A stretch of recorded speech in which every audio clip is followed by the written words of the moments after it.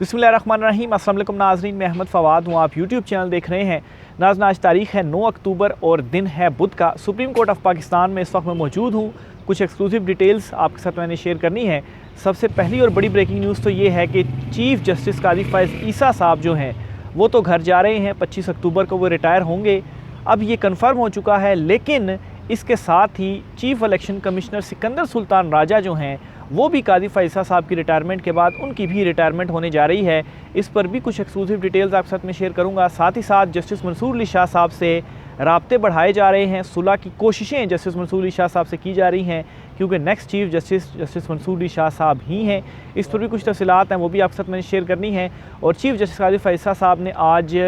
जो dams fund case था, इस केस की समाअत की है और एक और गैर आइनी जो हुक्म है वो दिया जाने वाला है चीफ़ जस्टिस कादी फ़ैज़ ईसा साहब की जानिब से। और इस मरतबा तो तमाम हदें क्रॉस की जा रही हैं। इस पर भी कुछ तफसीलात हैं, वो भी आज की व्लॉग में आपके साथ में शेयर करूंगा। सबसे पहले तो नाज़रीन, आज की बड़ी जो ब्रेकिंग न्यूज़ है वो आपके साथ में शेयर करता चलूँ कि सुप्रीम कोर्ट ऑफ पाकिस्तान में इस वक्त अलविदाई पार्टियाँ जो हैं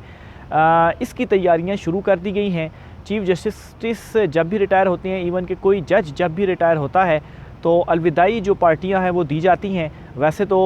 इन पार्टियों का आगाज़ महीना डेढ़ पहले से ही शुरू हो जाता है, लेकिन चीफ़ जस्टिस कादी फ़ैज़ ईसा साहब के हवाले से अभी तक किसी बार की जानिब से ये ख़बर सामने नहीं आई कि उन्होंने कोई अलविदाई जो अशाइया है उसका इनेकाद किया हो और काजी साहब को बुलाया गया हो, रुजू किया गया, मदऊ किया गया हो। और इसकी जो रीज़न बज़ाहिर नज़र आती है वो यही है कि बार्स तो ख़ुद काजी साहब के ख़िलाफ़ खड़ी हुई हैं कि जो एक्सटेंशन चीफ़ जस्टिस कादी फ़ैज़ ईसा साहब जिसकी ख्वाहिश रखते थे, ये ख्वाहिश कबूल नहीं की जा सकती। तो बहरहाल सुप्रीम कोर्ट बार और सुप्रीम कोर्ट ये दोनों जो है वो ज़रूर अलविदाई शाइया देती हैं। तो इस पर अब ख़बर ये है कि कैटरिंग वगैरह का जो ऑर्डर है वो दे दिया गया है। इसका मतलब ये है कि चीफ़ जस्टिस कादी फ़ैज़ ईसा साहब की जो रिटायरमेंट है वो अब कंफर्म हो चुकी है। और ख़ैर, जिस तरीके से चीफ़ जस्टिस कादी फ़ैज़ ईसा साहब की जानिब से मुख्तलिफ़ मुकदमात में 1-2 दिनों से जो रिमार्क्स भी सामने आ रहे हैं, जिनमें वो अपने एहसानात गिनवा रहे हैं और बता रहे हैं जी कि किसी के ऊपर अगर आप एहसान करो तो उसके शर से फिर बचो, तो उस वक्त भी जो हिंट्स थी वो सामने आ गई थी। लेकिन अब ये कंफर्म हो चुका है कि कादी साहब जो हैं वो रिटायर होकर घर जाएंगे और जस्टिस मंसूर अली शाह साहब जो हैं वो नए चीफ़ जस्टिस ऑफ पाकिस्तान होंगे। इसके साथ ही जी एक और ख़बर भी आपको देता चलूँ कि आज चीफ़ जस्टिस कादी फ़ैज़ ईसा साहब ने डैम फ़ंड से मुतल्लिक केस की जो समाअत है वो की है। और इस केस में चीफ़ जस्टिस कादी फ़ैज़ ईसा जो हैं वो एक और गैर आइनी जो हुक्म है वो देने जा रहे हैं। बुनियादी तौर पर केस ये था कि डैम फ़ंड्स की जो रकम इकट्ठी हुई थी, ये रकम सुप्रीम कोर्ट ऑफ पाकिस्तान जो है इन्होंने अपना एक अकाउंट बनाया था और इस अकाउंट में ये जो रकम थी वो इकट्ठी की जाती रही और इसकी जो निगरानी थी वो रजिस्ट्रार सुप्रीम कोर्ट पाकिस्तान की जानिब से की गई। लेकिन चीफ़ जस्टिस जो हैं कादी फ़ैज़ ईसा साहब, चूँकि ये डैम फ़ंड का जो मामला था वो सारा साकिब निसार जो साबिक चीफ़ जस्टिस हैं उन्होंने शुरू किया था और चीफ़ जस्टिस कादी फ़ैज़ ईसा जो हैं वो बज़ाहिर शायद जस्टिस साकिब निसार साहब जो हैं उनको भी शायद लाइक नहीं करते या उनके भी हम ख्याल नहीं थे। तो इस केस को भी चीफ़ जस्टिस कादी फ़ैज़ ईसा साहब ने खोला और आज उनकी जानिब से कुछ रिमार्क्स भी इस किस्म के सामने आए कि जिससे ये चीज़ पता चलती है कि शायद कादी साहब जो हैं वो ये अमाउंट सुप्रीम कोर्ट से लेकर वापटा को देने जा रहे हैं। लेकिन चीफ़ जस्टिस कादी फ़ैज़ ईसा की सरबराही में 3 रुकनी बेंच ने इस केस की समाअत की और साबिक चीफ़ जस्टिस साकिब निसार साहब ये वाज़ेह हुक्म दे चुके हैं कि ये जो पैसे हैं अगर इनको मुंतकिल करने के हवाले से कोई भी ऑर्डर अगर दिया जाएगा तो वो 5 रुकनी लार्जर बेंच बैठेगा और वो ऑर्डर देगा और उसके ऑर्डर के बाद ही ये कदम उठाया जा सकता है। लेकिन चीफ़ जस्टिस कादी फ़ैज़ ईसा साहब जो हैं अपनी सरबराही में 3 रुकनी बेंच को बिठा कर ही ये जो ऑर्डर है वो देने जा रहे हैं। तो ये एक गैर आइनी ऑर्डर होगा अगर ये दिया गया। एक तरफ तो कादी साहब ये कहते हैं कि कोई अगर फ़ेक ख़बर दे दे ज़राए से और वो ख़बर जो है वो बाद में दुरुस्त साबित ना हो तो उस रिपोर्टर के ख़िलाफ़ कार्रवाई होनी चाहिए, उसे नौकरी से निकाल दिया जाना चाहिए। लेकिन शायद चीफ़ जस्टिस कादी फ़ैज़ ईसा साहब जो हैं वो ये असूल अपनी अदलिया के ऊपर लागू नहीं करना चाहते कि जो रोज़ाना सैकड़ों के हिसाब से फ़ैसले कालअदम करार दिए जाते हैं, यानी कि एक जज ने फ़ैसला दिया लोअर कोर्ट के, उससे ऊपर आके आप कालअदम करार दे देते हैं। इसका मतलब ही होता है कि उसने गलत फ़ैसला दिया है। तो गलत फ़ैसलों के ऊपर क्यों फिर आप कोई जज के अगेंस्ट कार्रवाई नहीं करते और ख़ुद जो आप धड़ाधड़ केसेस लगा के और पीटीआई के हवाले से जो केसेस के फ़ैसले आपकी तरफ से सामने आए और फिर इसी तरीके से ये डैम फ़ंड का जो आपने एक तासुर दिया कि ये फ़ंड के पैसे भी अब वापटा को जो है वो मुंतकिल कर दिए जाएंगे, तो ये एक गैर आइनी फ़ैसला होगा। तो ये फिर आप ख़ुद जो है वो जो कुछ मर्ज़ी करते रहें, लेकिन बाकी कोई आपके ऊपर अगर तनकीद करे तो फिर वो सज़ा का हकदार होगा। तो ये जी काजी साहब का अभी तक का जो एक लेगेसी है वो एक पीछे छोड़कर जा रहे हैं। बहरहाल जी केस की समाअत जब शुरू हुई तो चीफ जस्टिस काजी फैज़ ईसा की जानिब से ये पूछा गया कि क्या डैम्स फ़ंड प्राइवेट बैंक्स में मार्कअप के लिए रखे जा सकते हैं। इस पर अदालत ने वफाकी हुकूमत और वापटा से जो मुआवनत है वो तलब कर ली है। काफ़ी लंबी जो केस की समाअत थी वो चलती रही, लेकिन इसमें इम्पॉर्टेंट जो अदालत को बताया गया वो ये था जी कि डैम्स फ़ंड में इस वक्त टोटल 23 अरब रुपए से ज़ायद की जो रकम है वो इकट्ठी हो चुकी है। और इस पर बताया गया जी कि इस 23 अरब रुपए में से 11 अरब ऐसे हैं जो कि ओरिजिनली जो है वो इकट्ठे किए गए थे डैम फ़ंड की मद में, जबकि मार्कअप की मद में मज़ीद 12 अरब रुपए से ज़ायद जो है वो इकट्ठे हुए। तो इस पर चीफ जस्टिस ने ये पूछा कि ये मार्कअप कौन अदा कर रहा है, तो अदालत को बताया गया कि ये मार्कअप हुकूमत जो है वो अदा कर रही है। तो चीफ जस्टिस ने ये कहा कि हुकूमत अपने आप को कैसे और क्यों जो मार्कअप है वो दे रही है, और ये भी कहा कि हुकूमत पर मार्कअप का बोझ डालकर खुश हो रहे हैं कि 11 अरब रुपए बढ़कर 23 अरब रुपए हो गए। देखें, आप किसी आम बैंक में भी अगर अमाउंट रखते हैं ना, तो उनका ये होता है कि अगर आप उस पर मार्कअप लेना चाहें तो वो ले सकते हैं। तो किसी भी बैंक में अगर ये रखी जाए अमाउंट तो उससे मार्कअप आप बैंक से ले सकते हैं, और बहुत सारे तो शहरी हुकूमत के जो बैंक्स हैं उनमें मार्कअप रखते हैं और वहाँ से जो मार्कअप है वो ले रहे होते हैं। तो ये एक नॉर्मल सी चीज़ है, लेकिन काजी साहब जो हैं यहाँ पर चूँकि बज़ाहिर उन्होंने कुछ चीज़ों को इस तरह से मुतनाज़ा बनाना है कि देखें जी ये तो डैम फ़ंड में जो पैसे इकट्ठे हुए हैं ये भी उल्टा नुकसान ही हो रहा है हुकूमत को कि वो मार्कअप दे रही है। तो इसलिए उन्होंने कहा कि हुकूमत कैसे जो मार्कअप है वो दे रही है, और साथ में ये भी कहा कि ये तो आंखों में धूल झोंकने वाली बात है, क्या सुप्रीम कोर्ट डैम्स फंड्स में मौजूद रकम रख सकती है। और फिर इसी तरीके से जस्टिस नईम अख्तर अफ़गान साहब ने कहा कि हुकूमत की माली हालत ठीक नहीं, अगर रकम वापडा को दी ही ना तो क्या होगा। और चीफ जस्टिस ने कहा कि सुप्रीम कोर्ट किस दायरा इख्तियार में डैम्स तामीर की पेशरफ रिपोर्ट जो है वो मांग रही है। बहरहाल जी इसमें मेन मुद्दा ये था जी कि कैसे ये जो रकम है जी वो इस तरह से अकाउंट में पड़ी हुई है और ये जो मार्कअप है वो हुकूमत ही दे रही है। अब यहाँ पर और ये भी कहा जी कि हुकूमत की माली जो हालत है वो ठीक नहीं और उसी से ये आप मार्कअप ले रहे हैं। तो यहाँ पर सवाल ये है कि जो एडहॉक जजेस सुप्रीम कोर्ट में लगाए गए हैं और ये कहकर लगाए गए हैं कि केसेस की पेंडेंसी को कम किया जाएगा, केसेस की पेंडेंसी तो कम नहीं हो रही, वो तो बढ़ती जा रही है, बल्कि वो जो एडहॉक जजेस हैं वो तो दीगर बेंचेस में बैठे हुए केसेस की समाअत को सुन रहे हैं और उल्टा उनको पेंशन्स भी मिल रही हैं और सुप्रीम कोर्ट की तरफ से तनख्वाहें भी मिल रही हैं, यानी कि वो जज दुगने पैसों में पड़ रहे हैं। तो यहाँ पर आपको मेरे ख़्याल से इस चीज़ को नहीं जहन में आया होगा कि ये जो बोझ है वो क्यों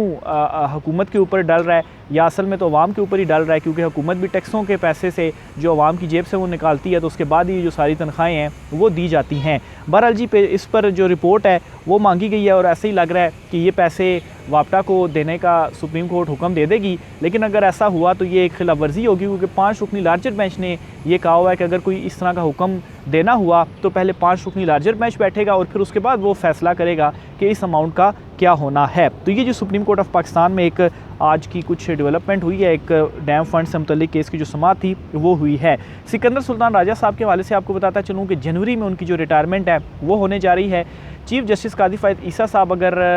अपनी कुर्सी पर रहते 25 अक्टूबर के बाद भी, तो ये भी अफवाहें गर्दिश कर रही थी कि सिकंदर सुल्तान राजा साहब जो हैं फिर शायद उनकी भी एक्सटेंशन हो जाए, वो भी फिर चीफ इलेक्शन कमिश्नर ही रहें। और ज़ाहिर सी बात है अगर काजी साहब यहाँ पर होते तो जिस तरीके से बज़ाहिर अभी उन्होंने सहूलतकारी फ़राहम की हुकूमत को भी और बहुत सारे केसेस के फ़ैसले भी दिए, तो इस चीज़ का फ़ैसला करते हुए भी वो ना झिझकते। तो बहरहाल जी अब चूँकि काजी साहब भी जा रहे हैं तो काजी साहब के बाद जो अगला नंबर है वो chief election commissioner Sikandar Sultan Raja साहब का है। और आज इलेक्शन ट्रिब्यूनल से मुतल्लिक केस की समाअत भी हुई, जिसमें एडवोकेट फैसल चौधरी जो कि फवाद चौधरी साहब के भाई हैं उन्होंने अच्छी खासी सुनाई भी हैं सिकंदर सुल्तान राजा साहब को। समाअत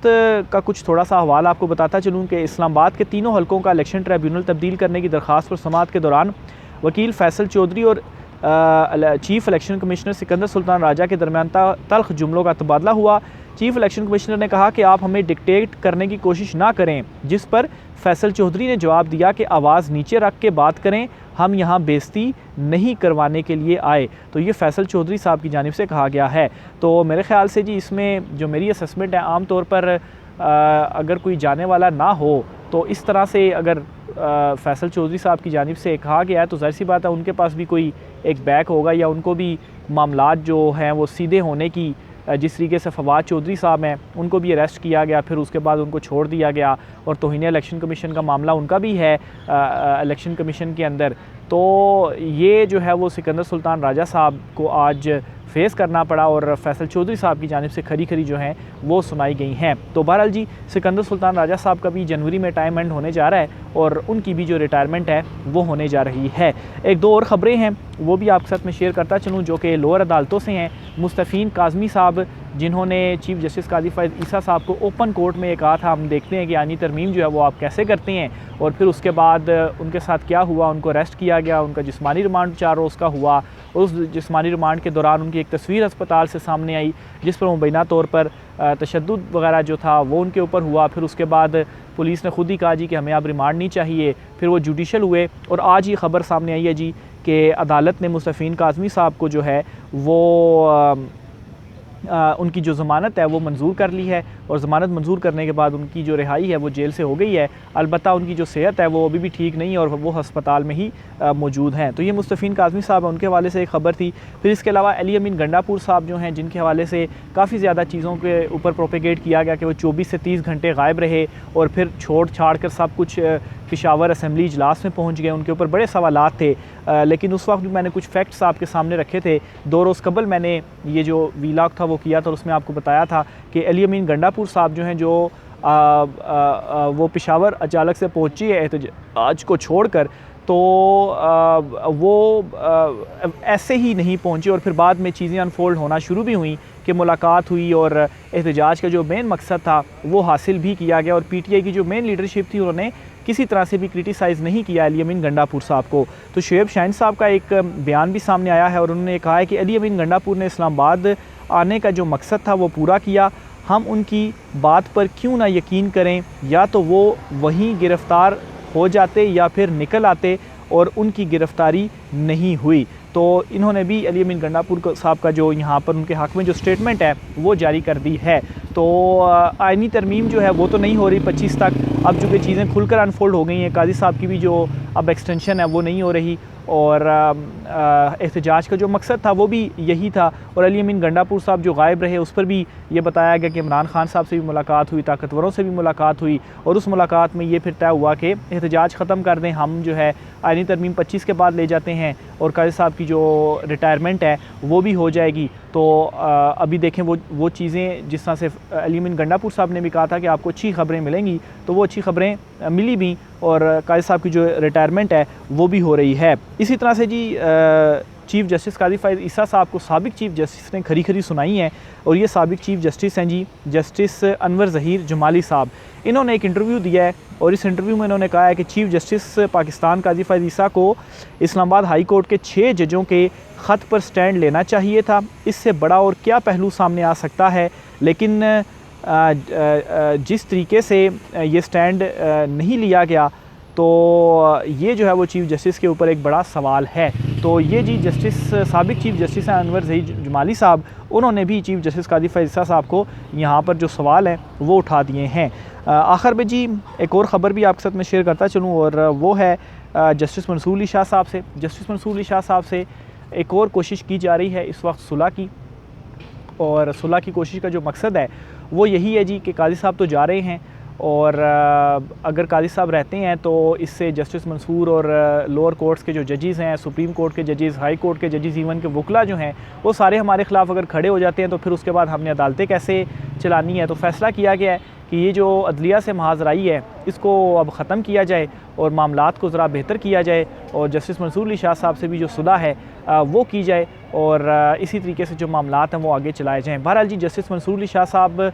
मेरी ज़ाती राय के मुताबिक एक बेहतरीन जो चीफ जस्टिस हैं वो साबित होंगे, और इसलिए नहीं कि वो शायद इमरान खान को कोई रिलीफ दे देंगे, इसलिए कि वो आईन कानून के मुताबिक जो फैसले हैं वो देंगे। और इमरान खान साहब कोई आउट ऑफ द वे जाकर किसी से रिलीफ नहीं मांग रहे। इमरान खान साहब सिर्फ यही कह रहे हैं कि आईन कानून के मुताबिक आप फैसले करें। जब आईन कानून के मुताबिक चीज़ें चलेंगी तो ये जितने भी बोगस और फेक केसेस हैं ये कैसे रहेंगे? ज़ाहिर सी बात है, जब फेक केसेस ख़त्म होंगे तो फिर ये कहा जाएगा कि इमरान खान को रिलीफ दिया जा रहा है, तो असल में तो रिलीफ नहीं दिया जा रहा, असल में इंसाफ किया जा रहा है। तो बहरहाल